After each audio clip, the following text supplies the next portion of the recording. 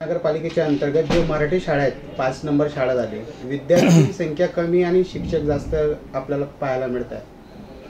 खरं महापालिका प्रशासनाचं लक्षणे मुलांच्या खरं जळगाव महापालिकेच्या शाळा ओसाड होत चालल्या किंवा दुसऱ्याचा देण्याचा घाट बरेच लोक घालत आहे। मला वाटतं ठीक आहे, दुसरे देता चालवत आहे, पण घेत असताना विनामूल्य शिकवा अशी घोषणा केली जाते आणि नंतर फी घेतली जाते मुलांपासून।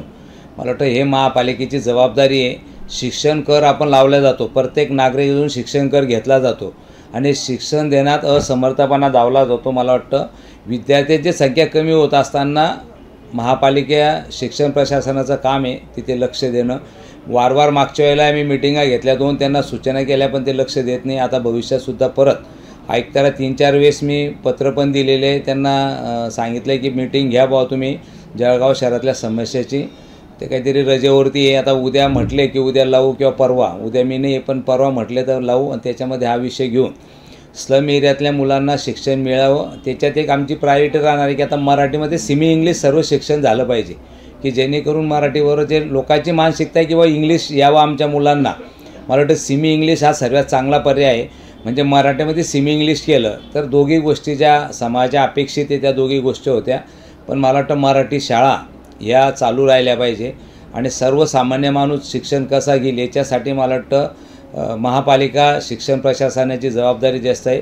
आपण शिक्षण कर घेतो, त्याच्यामुळे आपली जबाबदारी दायित्व आहे आपलं ते पूर्ण करण्याचा प्रयत्न महापालिका आयुक्तांनी घेतला पाहिजे आणि मी सुद्धा त्याचा पाठपुरावा करून मला वाटतं 1-2-3 दिवसात त्याची मीटिंग घेऊन प्रत्येक शाळेमध्ये जाऊन किती विद्यार्थी संख्या याचा शहनिशा करून मला वाटतं याच्यासाठी वेळ देईल।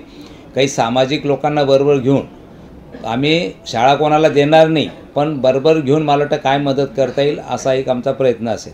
मामा, एकीकडे या शाळेत फक्त मात्र शिक्षक आहेत आणि विद्यार्थी नाही आहेत, तर या शाळेचं काय करायला पाहिजे? नाही, करणं नको। याच्यामध्ये मी सांगतोय की जागा घेण्यासाठी जो घाट घातलेला आहे की मुलांची संख्या कमी झाली तर शाळा बंद पडतात आणि मग ती जागेवरती काही लोकांचे डोळे असतात आणि ती जागा त्यांना मिळावी याच्यासाठी काही अधिकाऱ्यांनी हाताशी धरले जातात आणि मला वाटतं असं होऊ नये।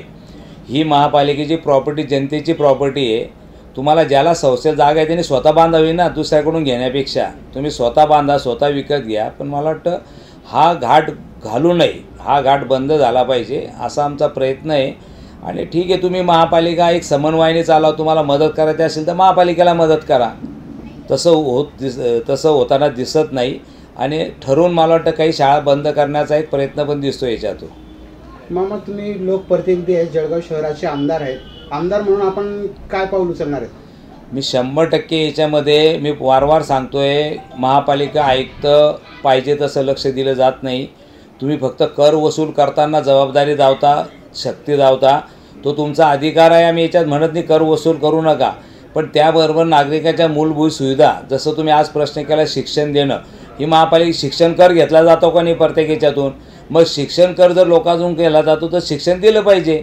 म्हणजे फक्त कर वसूल करायचे, नागरिकांपासून सर्व कर वसूल करायचे, सुविधासाठी मग काहीतरी निगेटिव्ह गोष्टी टाकायचा, निधी नाही, हे नाही, ते नाही। आज वॉटर ग्रेस सर्टिफिकेट यांनी लाखो रुपयाचं पेमेंट दिलं जातं, साफसफाईचा बोलबाला झालेला जळगाव शहरामध्ये किती तक्रारी आहे। तर याच्यासाठी महापालिके प्रशासन लक्ष दिलं पाहिजे आणि आयुक्त जबाबदार आहे। खालचे कोण अधिकाऱ्याकडे बोट देऊन चालणार नाही, तुम्ही जबाबदार व्यक्ती आहात, त्याच्यामुळे तुम्ही जबाबदारी आहे याच्या मिटिंगा लावल्या पाहिजे। आणि मी आयुक्तांना विनंती करेन की तुम्ही स्वतः गावामध्ये फिरलं पाहिजे, शाळांना भेट दिल्या पाहिजे, स्वतः जिथे साफसफाई नसेल, जिथे नागरिक बोलवत असतील ती बोलवलं पाहिजे।